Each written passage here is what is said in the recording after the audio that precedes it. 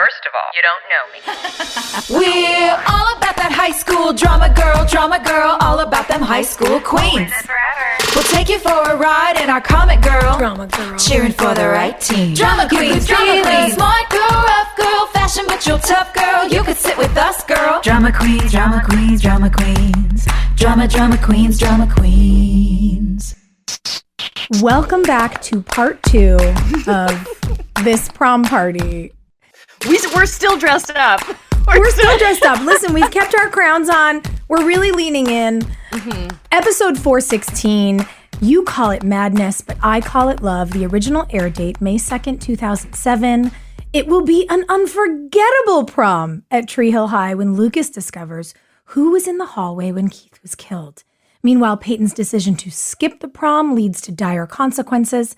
Nathan and Haley vow to be romantic teenagers while Dan tries to win Karen's affections, and the witness to his murder closes in. This episode was directed by our favorite, Tom Wright, and we have another one of our favorites here for part 2, Matt Barr, aka Psycho Derek, who, if you were with us on tour, you learned is the sweetest man off screen. Yeah, sweet to Matt. Compliment a terror on screen. We call him Sweet Matt. Hi, honey. Hi, guys. Thanks for having me back. We love you. We love having you here. Right? Yeah. You are the nightmare fuel for every teenage girl in America that watched this shit, Matt. Like, honestly. I remember, I think I was like in China once and someone said that to me and I thought, wow, that really made it across the ocean, didn't it? Yeah. Wow. Because you're a handsome dude and you're sweet and there is nothing about you that screams red flag. So then when this all unfolds and you are horrendous in this basement. Yeah. I mean, you're so unhinged. I just rewatched it. It's actually creepier than I even remember it. You know, it's so like dark. Like I don't remember any kind of trauma in my childhood, but man, I did go dark, didn't I? You in this episode are the reason that, like, when I'm home alone at night, I don't want to look out the windows. Like, I'm so scared that a face like Psycho Derek's face is going to be on the other side of the glass. Yeah. And we were sitting here watching the episode and we were just every other second, we were like, oh God, oh no, just yelling at the screen. How does a person who is as kind as you are, I mean, listen, you're an actor. Our job is to embody people, good, bad, ugly, everything in between. But how did you figure out how to make this person a person that you could inhabit? And was it uncomfortable to do on set? Like, what's your world? Because it was really hard for us to watch. I think, I mean, you guys know this as actors. Like, I think sometimes the further the departure, sometimes the easier it is to kind of take that leap.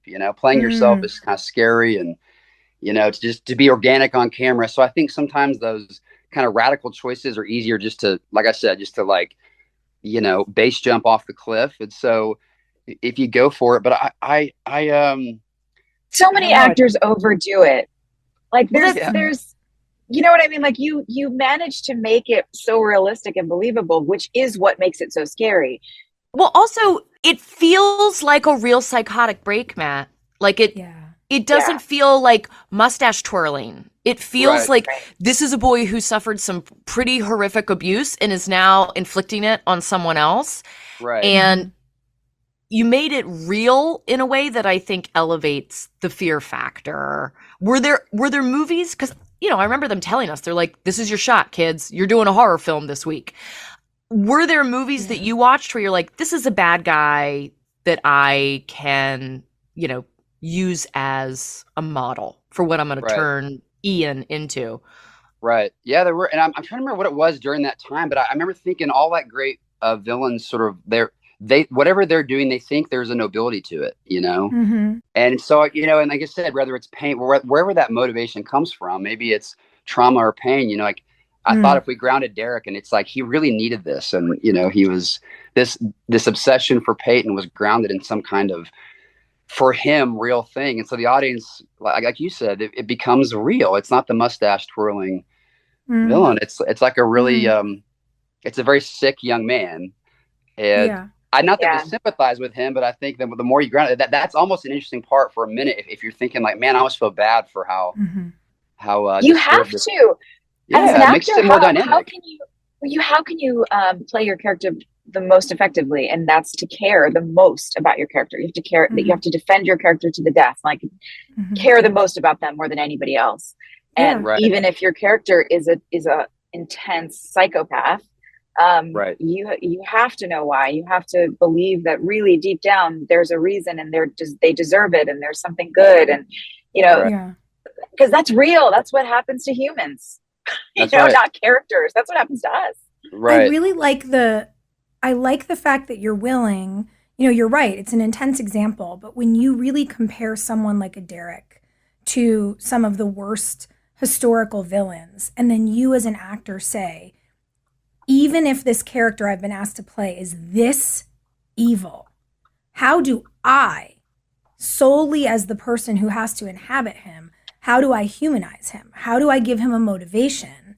And that's what I think is really jarring about watching it. To everyone else's point, it doesn't feel like mustache twirling. It doesn't feel like a caricature. You managed to ground something real in him. And it's interesting that you use the word need. Like, he needs this.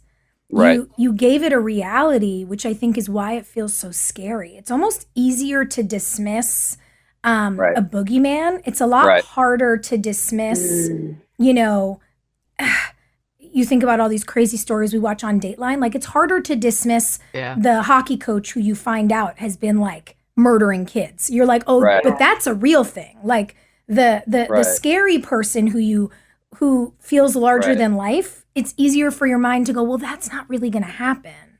Right. And you brought something into this character that made it feel so real that I think it's why it's haunted all of us for so long. So as an actor, well done.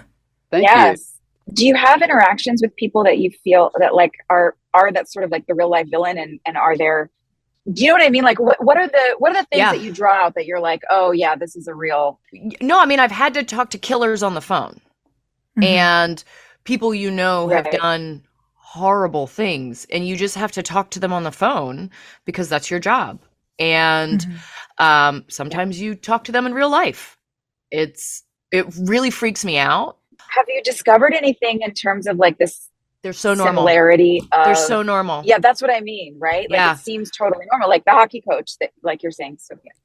They're so normal. And the thing that I think that was really effective about your performance, Matt, that I probably didn't notice in the moment, but I'm noticing now as a viewer with hindsight, the way Derek centers Peyton and his concern for her. The speech that he gives to Peyton in the basement where he's like, you were going to sleep with Lucas tonight, honey, and I just could not let you make that mistake. Like, he has been fucking with you, and I can't let you do that.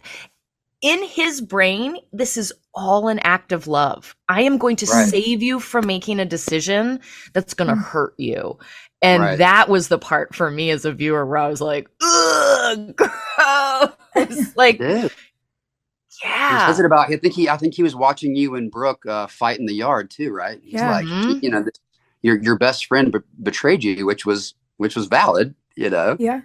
Rather. Well, and that's it, right? That's where you see the break, is a person who would say, I can't believe this person did that to you. We hate her. You even see it with Rachel. I love Shelley. I've always hated Shelley. When she turns with mouth, when he tells her in the last episode that they're not going to prom together. It is a very normal turn that in the mind of someone who's having an episode of mental illness or who's had a psychotic break goes from, you don't like Brooke, I don't like Brooke, to Brooke broke your heart, let's gut her like a fish. And you're like, oh dear. Like we're no longer on a plane of reality. And it's inspiring, to Hilarie's point, watching it now in hindsight, because you were able to toggle between normal human emotion and psychotic response in a way that, as you said, yes, he's the villain. Yes, we're all terrified of him. And weirdly now, maybe it's just because we all, produce, direct. Like, I look at you as an actor and I'm like, you made me sympathize with him kind of, though. I want him to go to jail forever, but this poor baby, what happened to him? What happened to What him? happened to him to make him this way? Yeah. And 100%. Yeah. boy, it's gnarly. So I want to hear from you because we're going to gush about you for another 30 minutes after you leave. I love doing this podcast. Yeah, this is just the best. This is great. I'll do This this is the every Matt week. Barr. Yeah. Favorite. Yeah, anytime you need an ego.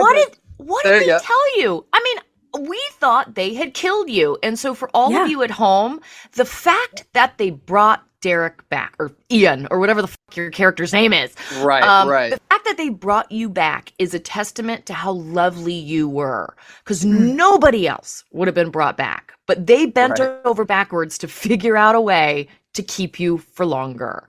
Right. Did you know about that during your first chunk of time on the show? I didn't. I don't think that was planned. I don't think Mark, or I'm not sure the writers, as far as I know, maybe y'all knew, you definitely knew more than I did probably, but Mm-mm. I don't remember that. I remember that kind of being a one-off thing, those first 4 episodes. And then I forget when that call came, but I remember hearing they were going to kind of pull Brooke and Peyton apart, and that this sort of served a purpose to, unite you guys again in a very exciting way. But I'm glad. And I thought, like you said, there's a way they ground it.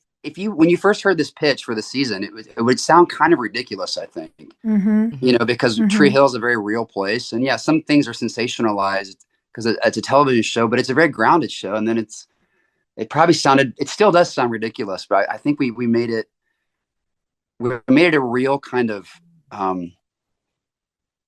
real drama in a real town. So. You made it a real experience. Yeah. It's not just a story that people were watching. We all felt the experience of terror as a unit. Yeah. Have you done like a horror film before? How had you practiced this? It's funny. I haven't. Yeah. I wonder where Still. that dark, like I said, I think there's a way where you just it's easier to take a leap. It's sort of just a far departure from yourself. Cause you guys know me. I really, I remember when my little brother was born as a kid, I hated him because we had to share bunk beds. So I think I was channeling that like bunk bed, like Anthony Hopkins playing Lecter's, like it was all about the little brother and the bunk bed thing. But Interesting. It is funny, isn't it? It's like once you find a way in, it's almost like everyone always talks about a bottleneck, like in traffic, how everything squeezes and then it's a mess. But finding a way into a character is kind of like the reverse. It's like you have to go in the skinny end of the funnel. And once you find the opening, it just opens on the other end. Yes. And that's so That's interesting. a great analogy. Thank you. that's true, Sophia. Yeah. But to hear you say the thing about, I remember Anthony Hopkins, Hannibal Lecter, he had the thing with the brother, and you go, done. And that's the opening. You're right. And then you get to make up everything on the other side of it once you find a little nugget of reality. It's also not lost on me, if I may, because I'm sure people at home are like, we know you love Matt, but this is weird that you guys are gushing about Derek. Like, I think it has helped us process the intensity of this episode and, the violence. And the episode is essentially every nightmare anyone who ever grew up watching, like, Law and Order SVU or Dateline or any of these things has ever had. Or just was a kid in the 80s. Oh, yeah. It's such a fear. And I think we cling to the positive that we gleaned from it, which is our friendship with you. Because if we really look at what was happening to this teenage girl and then, by association, her friend, it's so dark and it's so scary and it's hard to know what to say about that. So I guess that's a really roundabout way of saying thank you for being you and not some actual creep who came to play this part. Because if you had been a creepy dude, we would have been broken forever. Forever. Right. Well, like we're all the same boat. Like I'm not an advocate for violence, and I don't even love watching a lot of movies and things that are like hardcore that way. It kind of like feels like it kinda hurts my soul a bit, even though it's fiction, right?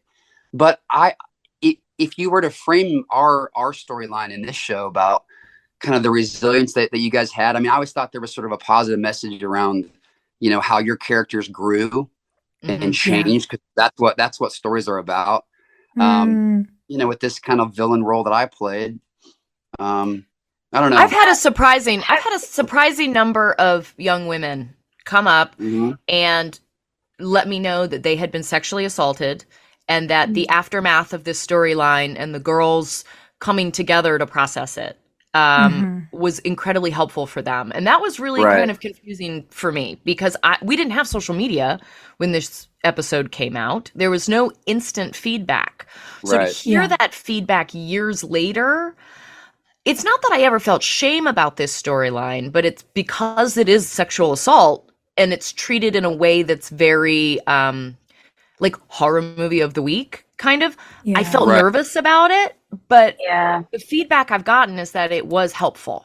And I think being able to articulate feelings for the fan base and give them words and give them a reference and like something to point to is an important part of our job. And so you helped by being such a bad guy, help some women process what the aftermath can be, you know, how you can keep going. You know what you just made me realize too, Hill, is that so much of the trauma that Peyton experiences hasn't been witnessed before.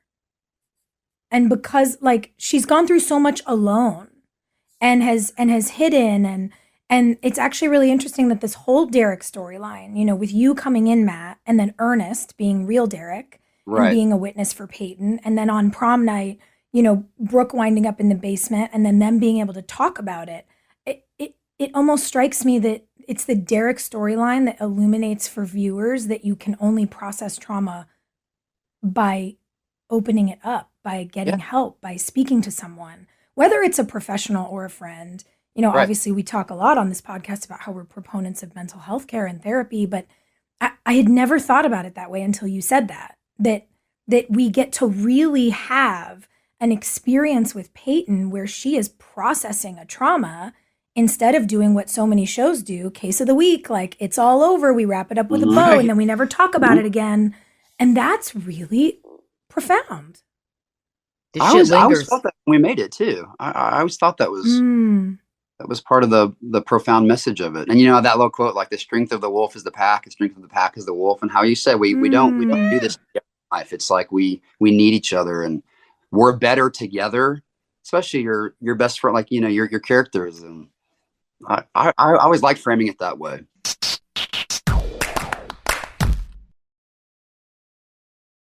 Hey everyone, it's Bethany Frankel. We are reliving the best moments from all the seasons of The Real Housewives on my new podcast, Rewives. From the table flips of New Jersey to the craziest hills of Beverly, no city will be spared. And I'm joined by my most fabulous celebrity friends that you will never expect to help me break down the drama. Kristen Chenoweth, Tori Spelling, Jerry Springer, Snooki, even Emmy winner Elizabeth Moss. The list goes on and on. So let's whoop it up and mention it all, because you can binge episodes of Rewives right now with so much more to come. Listen to Rewives on the iHeartRadio app or wherever you listen to your podcasts. Matt, have you had a chance to play a lot of villains since then? I feel like for the first 10 years of my life, I played villains. I feel like you did a lot, right? Yeah. Did you, what did you learn about, because of the empathy you have to have for your character and like how, I guess, what have you learned about people and how has that affected your daily interactions with, I don't know, just people who feel like villains to you in your life? Right. You know, I've always thought like, I'm not a very judgmental person. And because I think we're all, like you said, we're all human. We all come in this world. We're all kind of beautiful, right? Perfect creatures that in some way are conditioned or granted, we do have to own responsibility. I'm not saying we don't, but I do think that everyone's human and we all bleed. And so I think, you know, it forces you to want to see the humanity in people and maybe just compassion is the good word, right? Understanding. Again, there's consequences and people have to own it, but I remember, I remember having a friend when I was young once got killed in a car wreck by a driver who was drinking. And it was like that young man made a bad mistake, but you know, he wasn't a horrible human. This is not going to compare with Derek, but Psycho Derek. But I think like, you know, he was probably a beautiful human in a lot of ways that made a very, very bad decision. I just thought, you know, people can't be judged by this one, I don't know, kind of singular framework. I don't know if I went on a but yeah. Yeah, I mean, it's that the idea that I always come back to is you're so much more than the worst thing you've ever done. Right. Yeah. And I think within that framework, it's really interesting to, you know, as Deb encourages Haley to in this episode, it's really interesting to find grace for people and the mistakes they've made along the way, and the versions of themselves they've you know tried on and then moved on from as they evolve. That's natural life. Right. That's humanity. We grow. Nobody's perfect, and if you are, you've never gone outside. Like you're a bubble boy. I don't know what to say. Right. But right. you know, I also think it's really interesting to figure out how to extend that kind of grace to people and yourself, and figure out how to create boundaries as an individual and as a society to say like, yeah, but if you cross so far outside the boundary, consequences have to change. Speaking of like real life implications of this stuff, right? I'm friends with the guy that lives in Peyton Sawyer's house. Okay. And he had a baby when we were filming the show. And that baby is now like a senior in high school. She might be going to college, but she's been in high school for the last few years. And they had no idea what we filmed in this episode because that basement set was built on stage. We didn't shoot that in the house. That's right. Yeah, it doesn't have a basement. It doesn't even like have a basement. I don't think it has a basement at all. Doesn't it have an attic? It's not like houses in Wilmington have like crawl spaces. A lot of the historic houses. It rains too much there. You can't have basements. Yeah, the flooding is right. They knew that like we did some stuff on the stairway because I think there were some dings in the woodwork. You know? They were like, oh, because they leave. They go stay in a hotel when we film this stuff. So when this episode came out and they saw what happened in their quote unquote home, they were like horrified. They're just like, what is this? And so as their daughter grows up and knows that she lives in the Peyton Sawyer house and starts watching the show, is like, what the hell are you talking about? Fans used to creep around the house to go and see in the basement window, which I think, I don't even know if that's real. What do you remember about that basement set? Because they built that like overnight. It was insane and They so did a detailed. beautiful job. They really did. You know what? I had a moment watching you guys in that first scene before I come in, and you have all the lights set up, and I was like, okay, I know this is creepy as shit, but those lights are gorgeous. I just had like one moment where I was like, wow, the lighting department really made something. If this wasn't so gross, it would be romantic. Yeah. I remember trying to make sure I had all my lines down. I think we shot a lot of that in like a day or two, right? So it was just like nonstop. It was doing a play. You had so much to say. It was. And you It were was like a prepped, play. man. It was like a play. Wasn't that fun? I just remember, I remember that too. Like as dark as those scenes were, like you just have to kind of, like you said, play as an actor. And I had so much fun with it there. And I get self-conscious about it because to your point, you and I had fun. When Soph came down to the party, we had fun. Like the three of us were having a really good time doing something so heightened and weird that as we're talking about it as grown-ups, it makes me nervous that we're dismissing the subject matter. But it really I think that's the only way you get through it, though, isn't it? Like those are long hours and really intense emotions. You kind of have to mess with yourself in that way, and you have to find a way out. Like I've never been on a set where dirtier jokes are told than SVU because you need a break. Like everybody there has like slapstick comedy down like nowhere I've ever been. It's so fun to work there, and it has to be because the subject matter is so dark that if you only focus on the subject matter, you'll die.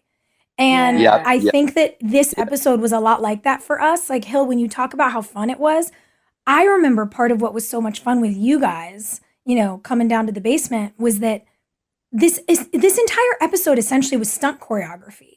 Yeah. So even though the subject matter was horrible, the three of us were dancing all day. Like we were doing choreography. We were doing moves and things. And so, and like when we would get something right, like Hilarie, when you had to like slap me and then punch me, like when we landed that punch, we all were like, oh, like, everybody was like screaming, like it looked so good.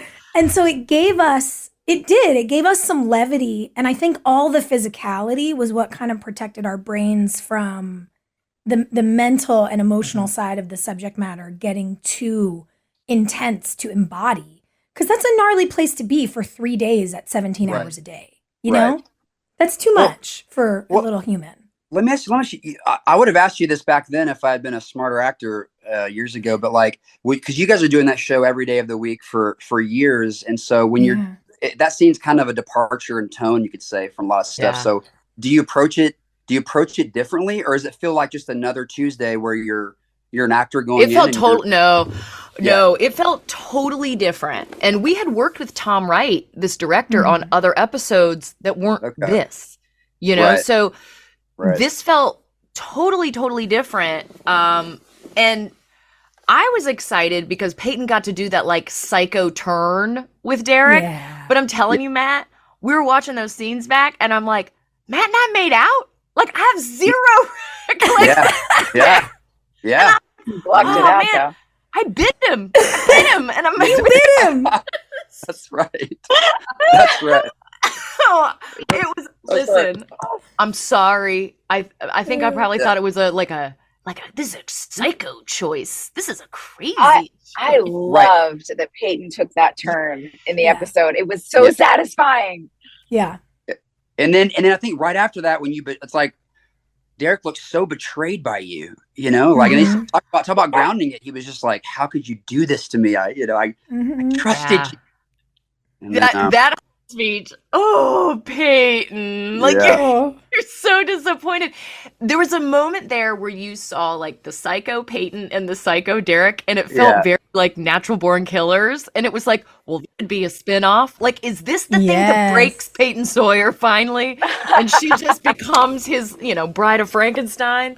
That could have been a fun little twist. That's right. For a little bit of that arc, they were like well-matched fighters in the ring, you know? Yeah. Both with when they were on the offensive in their own ways, you know? Because for whatever set off your character, Peyton certainly had a whole basket of crap that could have set her off as well. It is feasible that they both could go dark. But that stuff was fun. Like, I remember getting to do that and thinking like Peyton's never going to get an opportunity to do that again. Like, let's enjoy this sandwich because it's the only time to do it. Yeah. Yeah, you do. You kind of. Yeah, you're right. I remember thinking like, I may never work again after this because everyone's going to hate me. But it is, like I said, it does sound kind of morbid, but like it just was so. It's like playful. It's all pretend, right? So, and like from action to cut. You kind of lose yourself in it because, like someone said, like a horror movie. If you're making one, it's ridiculous because it's like a tennis ball or a fake monster. But you have So for those, that 2-minute take, you are 100%. This is fucking real, So yeah, man.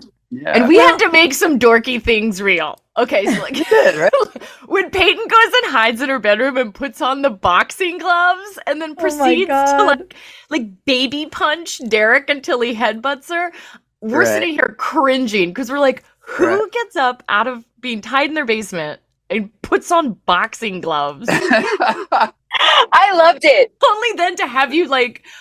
But then the cheer camp line is just it's so funny. So gold. And coming down the stairs. I hate the bottom of that pyramid. Like, they're so in it. We had to take it so seriously, but I buy it though. I totally buy it that in a total moment of panic and you say the first thing that comes to your mind. That's improv. That's like, and we do that in life, when you're pushed to your furthest limit. Sometimes it's just like, there's the boxing gloves. I know how to use those. I'm going to fucking use them. I'm going to put my gloves on. Call 911. Don't be crazy. Who's going for the phone? You know what lines always stuck with me? I've always wanted to like incept it in other roles throughout my whole career, which is they always lunge.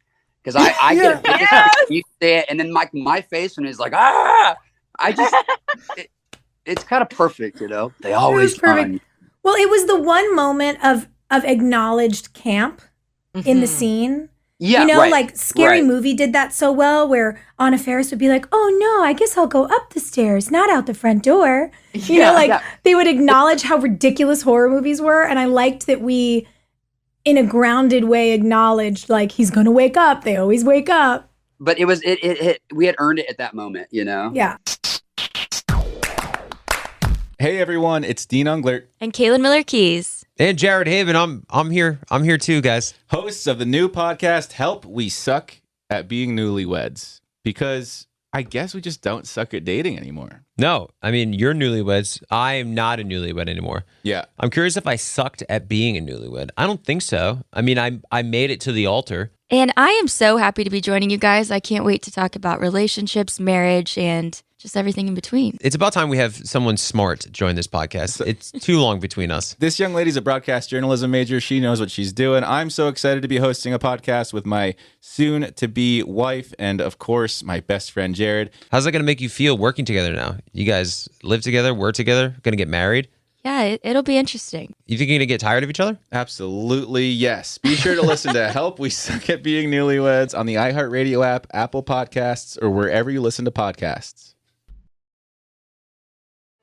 Hey dudes, I'm David Lasher. And I'm Christine Taylor, and we host the podcast, Hey Dude, the 90s Called. If you all are nostalgic for the 90s, we just wanted to make sure you didn't miss amazing guests like the Brady Bunch cast reunion, the White Squall cast reunion with Jeff Bridges. We've got Ben Stiller. We've got the lead singer of Counting Crows, Adam Duritz, Jerry O'Connell. We also had a Hey Dude cast reunion. So come join us on Hey Dude, the 90s Called. We have so many more great guests coming up. So please come back and join us. Listen to Hey Dude, the 90s Called on the iHeartRadio app, Apple Podcasts, or wherever you listen to podcasts. I also just love hearing you say you thought you might never work again because people would hate you so much because all you do is work and you're like zooming into us from one of your cowboy shows. Where are you? What are you working on? Tell the people where they can find Sweet Matt because Psycho Derek is gone. It's funny. I am in my uncle's like Western room, so you'd think I'm on my set, but yes, I've been in Santa Fe doing a show, Walker Independence, which I'm loving. Yeah. It's a prequel to the Walker Texas Ranger story, and takes place in the late 1800s in this kind of small emerging town called Independence, Texas, and these kind of colorful, eclectic characters and diverse characters, which is pretty cool that live there. And I play an outlaw. Yeah, you do. Hank Roberts. It's there like he is. 8-year-old me is very happy to go to work every day. Well, I love it. You were so good in Hatfield McCoy's, and I remember watching it with my husband and being like, I know him. And my husband being like, you don't know him. And I'm like, no, seriously, like I know him. And we had like a very intimate storyline together and we're friends. And he was like, okay, good story. So I would just love for him to watch this at some point. Cause like what? You proved yourself as a cowboy in that. And now, I mean, you're just living every boy's dream right now. Just on a horse, being I feel like you were born for Westerns. Yeah. So great. I remember doing a scene in Hatfields and I'm like riding through a little ravine with Kevin Costner and a bunch of guys. And the director says, cut. And he runs over. He's like, Matt, you're just grinning. Like you're, like your brother was just murdered. What are you doing? And I was like, I'm sorry. I'm just so happy right now. I'm having the best time. I'll stop grinning. You're like, it's not a conscious choice. I promise. Sorry, Kevin. Yeah. Oh, that's so funny. Yeah, no, I do. I mean, I guess, I was, every Texan wants to be a cowboy. So it's pretty fun to live here. I mean, you guys, you pursued your dreams and you do what you love. And you got to use that little slice of Texas in this episode because when Derek reveals that he's the one that called Peyton pretending to be I forgot that. I forgot that. That's right. That was creepy, bro. Yeah. Foreshadowing. You're right. Yeah. For like 6 episodes, we've been like, oh, well, that's He's in cleared jail. up. Yeah. Hey, you want to know a funny little tidbit? Here's something for all the viewers. Like, remember when at the end of episode, whenever I appear at the door to take you to prom and I just punch, right? I remember like I hit the mat box. And for those people that don't know, it's like this little metal that goes around the camera. It's like a little thin metal thing. And I hit my head and it was no big deal, but it kind of bled. But like to this day, I have this scar right here. And Are like, you serious?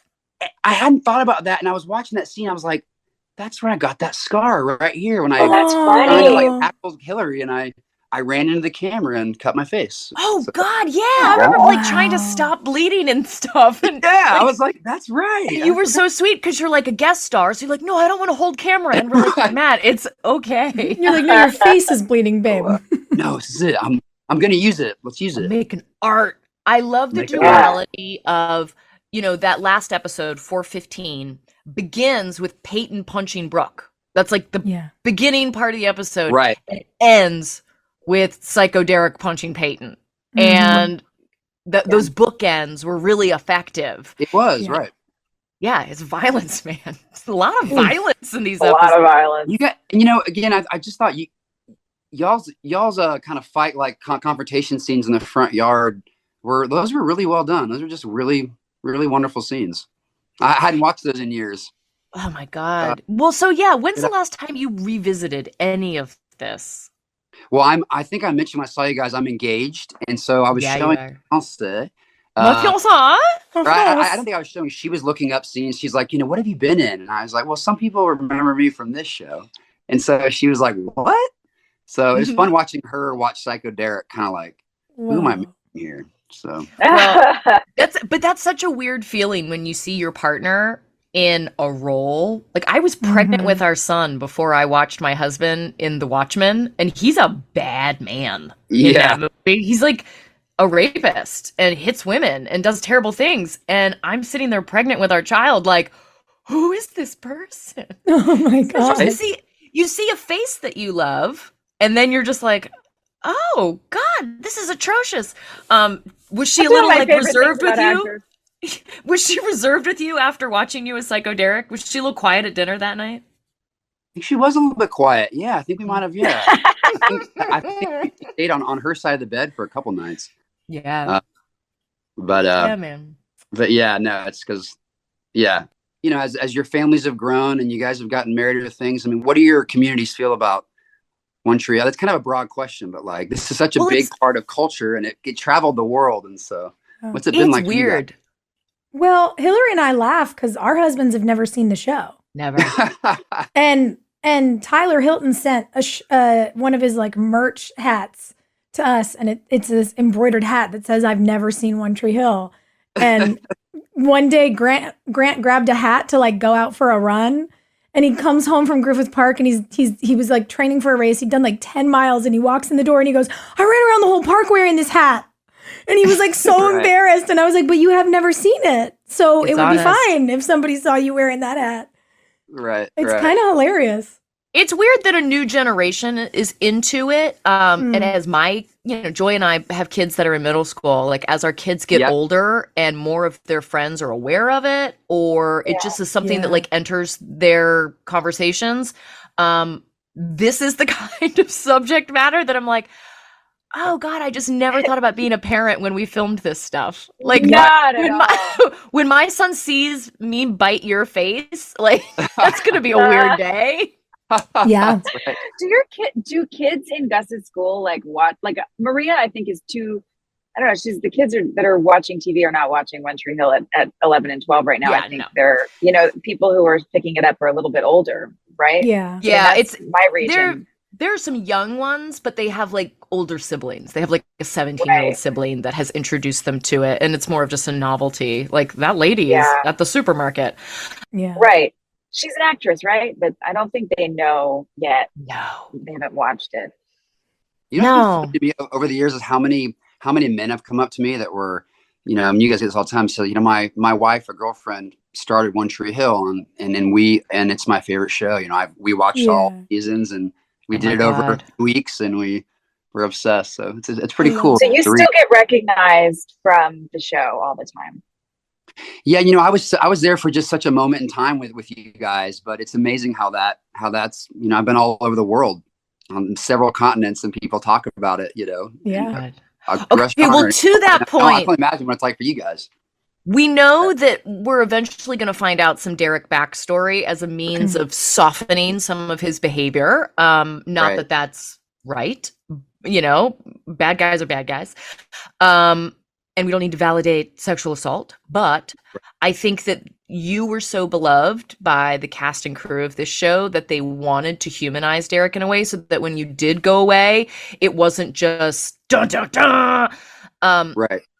If you could have played any other male character on our show that was around for much longer, like if we'd done to keep you for longer, is there a role that you're like, I could have done that? I would have been into that. I could. Oh man, what would I want to do? That's a great question. I was always jealous of well, I wanted Lee Norse's sweet, endearing charm. Yeah. Mouth is like, you'll love Mouth forever. And I think who gives the note? I think Antoine told him that one of these episodes, he's like, on my tombstone, there's going to be, like friend. And he's like, it's going to be a full funeral because everyone loves you or something like that. Yeah. I love that line. I wanted Antoine's swag. Yeah. Yeah. He's so cool in this episode. Him in the world, it's like, I need my kids to like hang out with him and be like, this is confident. Mm-hmm. I don't know. That's a good question. You would have been a River Court boy then. That's your vibe. Yeah. How was that, by the way, when you guys all got together? There was a basketball game I saw. How cool was that? Yeah, there was a convention in Wilmington, and those things are so nice because it's like, I don't know that any other show gets the opportunity to go back to the place that they filmed and be with all of their cast and crew, because a lot of the crew shows up as well, and be with the fan base in the places where we filmed. Like, that's a really rare experience. Cool. Yeah. It's trippy, man. Sometimes you feel like you're at your own funeral when you're at a convention because everyone's like, you meant so much to me. And you're like, I'm still here. I'm still kicking. Y'all might have done it too. I remember being in Wilmington to film another show years later for like, a year, let's say. And I just remember like, it felt like the ghost of like, I was like, oh my God, this is where this, and this is the court, and this is the house. And, I think those where you lived, Hilarie, it was like, oh yeah, I remember all these memories. They're they're very special, so it's cool. What are some dreams as an actor for you, like in the future when you look at types of characters you want to play or projects you want to be a part of? What excites you? That's such a great question. I love true stories and I love reading. So, just different types of nonfiction. I love periods, so rather Civil War or, I love World War II. Different stories. So I'm like a big a uniform. But my biggest dream is I always have loved. This might be a surprise to people, but like I love romance movies. I love like rom-coms. Oh my God! Yeah, you do. Like great love stories. Like I want to do another great love story about Matt, you are so Nicholas Sparks. I can't. I can't. Oh my God! You need to shoot a movie here in the Outer Banks and sweep someone up in some, dune grass. I will go do a rom-com with you anytime. I spent my entire holiday break just jamming through the Julia Roberts and Hugh Grant catalog. I am brimming with rom-com energy right now. Sophia, and we don't make them like that anymore. I think we need to. I know. And why? They're the best movies. I know. And I think like everyone loves them and they're just inspiring. And it's the opposite of tying someone up in the basement. We just all want some happiness.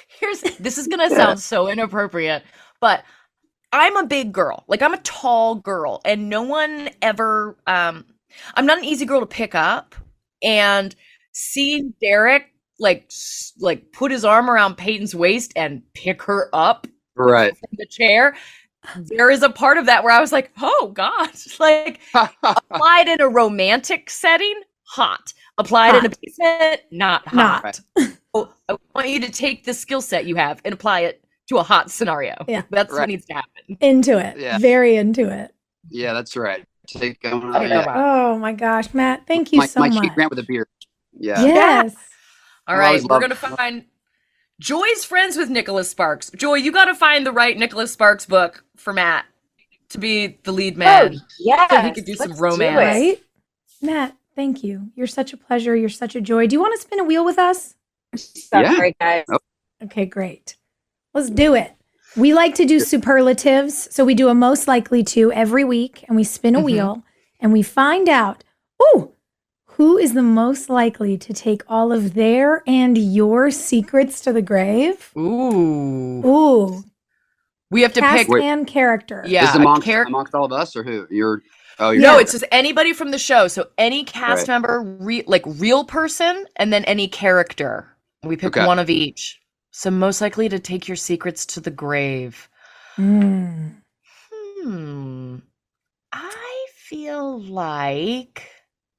I mean, Hilarie, I tell you all my secrets. Yeah. Like, I love in this episode, Mouth has told Shelley, like, you know, just like an episode ago, he's like, I'm not going to tell anybody we had sex. I'll never tell anybody we had sex. And then in this episode, he tells Rachel, like, right away. We're like, Mouth, you weren't supposed to do that, man. I think the character that would take your secrets to the grave, well, we've got this little creepy cell phone situation with Allison Scagliotti in the hallway. She's been keeping some secrets. Oh my goodness. What do you think, Matt? Who's going to keep your secrets? I would say you, Hilarie. I think you would ride and die with those secrets. I can neither confirm nor deny, because if I confirm, just gonna sit on everything. I'll write a book about it when we're really old. Like, that was the big complaint when I put out Rural Diaries, is that people are like, "There's nothing about One Tree Hill in here," and I'm like, "Yeah, because I have to keep that shit a secret."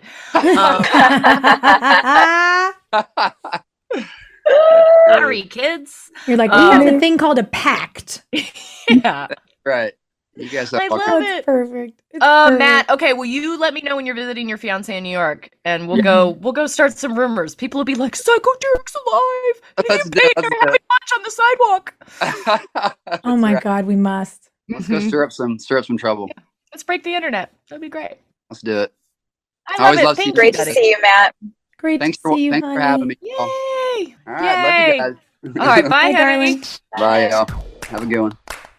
Hey, thanks for listening. Don't forget to leave us a review. You can also follow us on Instagram at DramaQueensOTH. Or email us at dramaqueens@iHeartRadio.com. See you next time. We're all about that high school drama girl, all about them high school queens. We'll take you for a ride in our comic girl, cheering for the right team. Drama queens, smart girl, rough girl, fashion but you're tough girl. You could sit with us, girl. Drama queens, drama queens, drama queens, drama queens, drama queens.